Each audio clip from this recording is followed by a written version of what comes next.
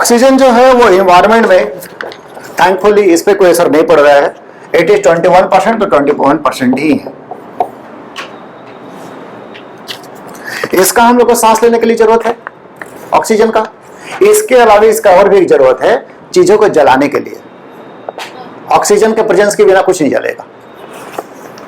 ठीक, तो ऑक्सीजन जो होगा ये हम लोग सांस लेते हैं और इसके अलावा ये जलाने के लिए भी जरूरी है, और जलाने के बाद कार्बन डाइऑक्साइड बनता है। तो ये जो है काफी आसान है। वी ह्यूमन बीइंग और एनिमल्स और प्लांट्स, इवन द प्लांट्स, ध्यान रखिएगा यही पे गलती सबसे हो रहा है कि ह्यूमन बीइंग के साथ हम प्लांट हम बना सकते हैं विच कंज्यूम ऑक्सीजन।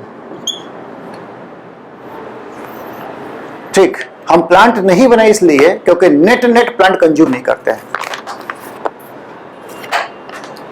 ठीक ना? क्या मीरा कंफ्यूज्ड? नेट मतलब कि जितना वो कंज्यूम करते हैं CO2 उससे जितना वो छोड़ते हैं उससे ज्यादा वो कंज्यूम कर जाते हैं। O2 जितना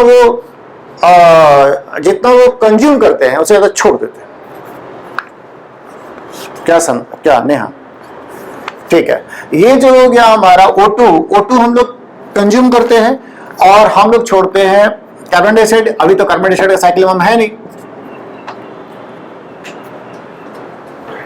नहीं है ना, अभी ये तो साइकिल हमारा कंप्लीट हो चुका है, हम यहीं पे हैं। O2 हम लोग लेते हैं और दूसरी तरफ में जो प्लांट्स हैं, हमारे जो प्लांट्स हैं, ये प्लांट्स जो है O2 छोड़ देते हैं। This is oxygen cycle complete. हम लोग ऑक्सीजन एनवायरनमेंट से हटा रहे हैं, हटो, कम हो जाओ, और प्लांट बोल रहा है नहीं हम तो होने नहीं देंगे। बराबर 21%। इसको डिसरप्ट करने वाला फिलहाल जो है इस प्रोसेस को, मतलब वो प्रोसेस उतना नहीं हुआ क्योंकि इसका परसेंटेज एक्चुअली बहुत ज्यादा है। हाँ तो फिर होगा, हाँ प्लांट खत्म हो जाएगा तो हम लोग भी खत्म हो जाएंगे क्योंकि ऑक्सीजन खत्म हो जाएगा। और जितना उसे माथापच्ची करेंगे ना, ऐसे बना लेते हैं वैसे बना लेते हैं, वो मतलब हम लोग गुलजते चले, गुलझ ही रहे हम लोग। एक काम करते हैं तो फिर उसके लिए दूसरा करना पड़ता है। ऑक्सीजन साइकिल आसान था, नाइट्रोजन साइकिल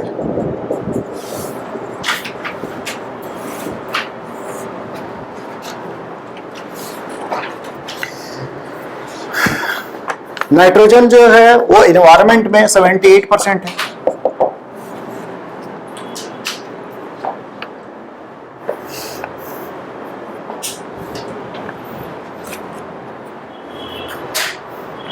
नेहा, क्या नाइट्रोजन के बिना हमारा काम चल जाएगा?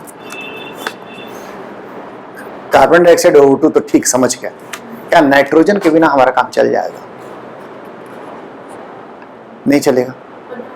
अच्छा, क्या काम चल जाएगा? क्यों?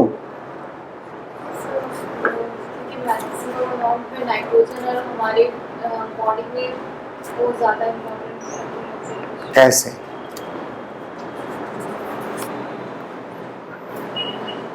क्या नंदिनी, काम चलेगा?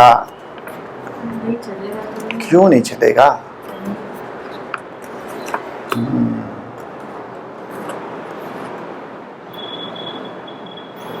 बता सकती है? अच्छा, पहले आतो पास ठीक है। हमारा बॉडी जो है उसके लिए नाइट्रोजन का जरूरत है क्योंकि प्रोटीन में नाइट्रोजन का जरूरत है। इसके अलावे हमारा जो न्यूक्लिक एसिड नाइट्रोजन बेस, कुछ विटामिन में नाइट्रोजन होते हैं, तो नाइट्रोजन का प्रोपोर्शन सिग्निफिकेंट है हमारे बॉडी में, सिग्निफिकेंट। इवन हमारा जो यूरिनेशन होता है, फेसेज होते हैं, ये सब जो होते हैं इसमें नाइट्रोजन तो होता ही होता है। हम तो एक्सक्रीशन भी करते हैं। हाँ यूरिया।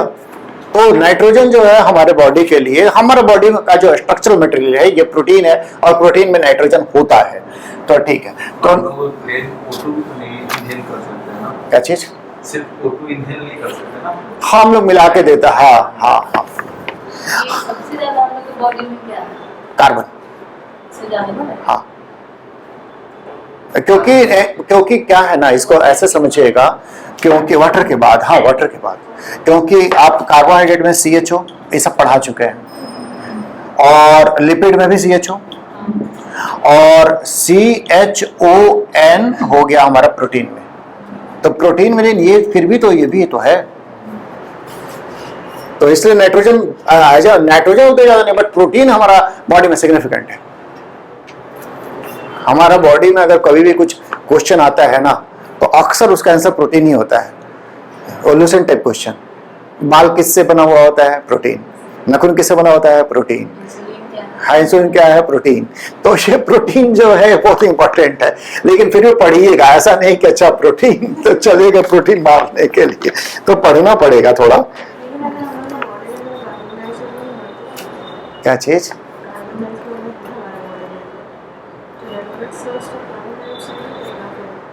कार्बन डाइऑक्साइड हमारे बॉडी में नहीं है ना, हम लोग छोड़ते हैं, बनता है बट हम छोड़ देते हैं, रहने नहीं देते, एक्युमुलेट नहीं होता है। वो एक्युमुलेट हो जाएगा तो मर जाएंगे।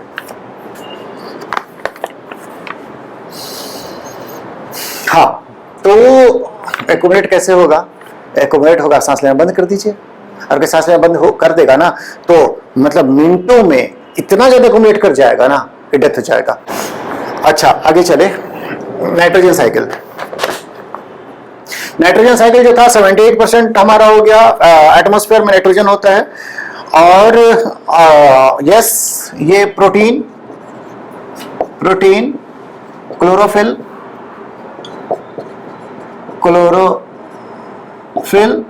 और क्या बोले, न्यूक्लिक एसिड,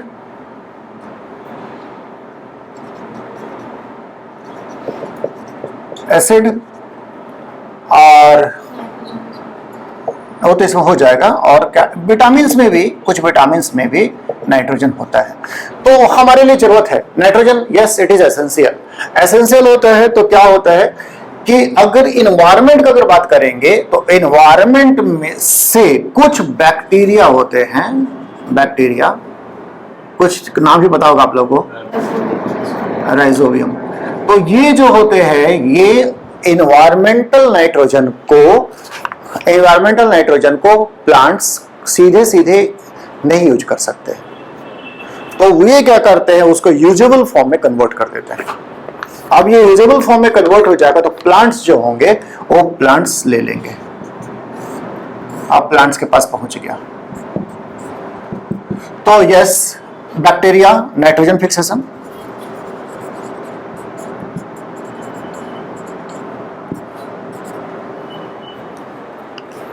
ठीक, प्लांट पास पहुंच गया। अब प्लांट का चीज को हम कंज्यूम कर लेंगे। हम क्या करेंगे, इसका चना जो होगा तोड़ लेंगे, चना तोड़ करके खा जाएंगे। हाँ, दाल, तो ये सब जो होगा हम खा लेंगे और हमारे बॉडी में नाइट्रोजन चला जाएगा। ठीक, घूम रहा है, आसमान से आया, बॉडी में घुस गया है। फिर क्या होगा, ये प्लांट अगर पानी के अंदर में है तो मछली खा लेगी, तो मछली में चला जाएगा। मछली को एक दूसरी मछली खा लेगी, ठीक, तो उस मछली का नाइट्रोजन दूसरा मछली में ट्रांसफर हो जाएगा और हम लोग दोनों मछली को खा लेंगे, तो हमारे में ट्रांसफर हो जाएगा। और ये सब का सब जब मर जाएगा तो फिर बैक्टीरिया काम में लग जाएंगे, बैक्टीरिया काम में लग जाएंगे और जमीन में हम लोग चले जाएंगे। जैसे या हमारा एक्सक्रेटा, तो एक्सक्रेटा को भी, तो हमारा जो एक्सक्रेटा होगा यूरिया, तो ये इसको क्या होगा, बैक्टीरिया काम में लगेगा। और जो हमारा एक्सक्रेशन है, हमारा बॉडी में जो नाइट्रोजन इस फॉर्म में है, प्लांट इसको फिर यूज नहीं कर पाएंगे। हमारा बॉडी में जिस फॉर्म में है उस फॉर्म में प्लांट यूज नहीं कर पाएंगे। तो इस हमारा बॉडी फॉर्म में जो नाइट्रोजन है उसको बैक्टीरिया क्या करेंगे, वो फिर से यूजेबल में बना देंगे, ठीक। और कुछ बैक्टीरिया जो होंगे उसको नाइट्रोजन गैस बना करके छोड़ देंगे, डिकम्पोज करके छोड़ देंगे। तो ये जो बैक्टीरिया होंगे ना, बैक्टीरिया दोनों काम करेंगे। मतलब एक तो साइकिल घूम जाएगा अंदर अंदर, अंदर अंदर का मतलब कि प्लांट से हमारा बॉडी में और हमसे बैक्टीरिया को होते हुए फिर से प्लांट में।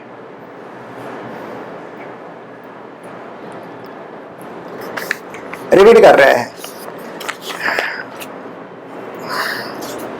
इधर से लाए नाइट्रोजन उठा करके, यहाँ लाए थे ना कहीं, अच्छा ठीक है, यहाँ पे लाए, ये N2 जो होगा N2 कम हो रहा है, ठीक ना।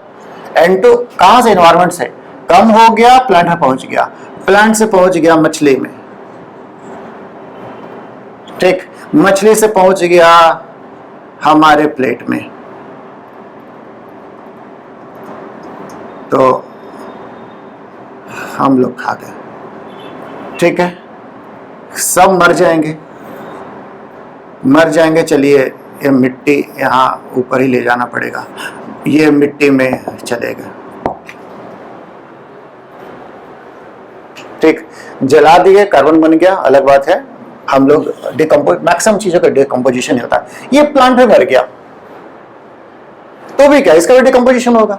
तो कुछ बैक्टीरिया क्या करेंगे, कुछ बैक्टीरिया जो नाइट्रोजन का कंपाउंड है यहाँ पे, उस कंपाउंड को फिर से यूजेबल बना देंगे।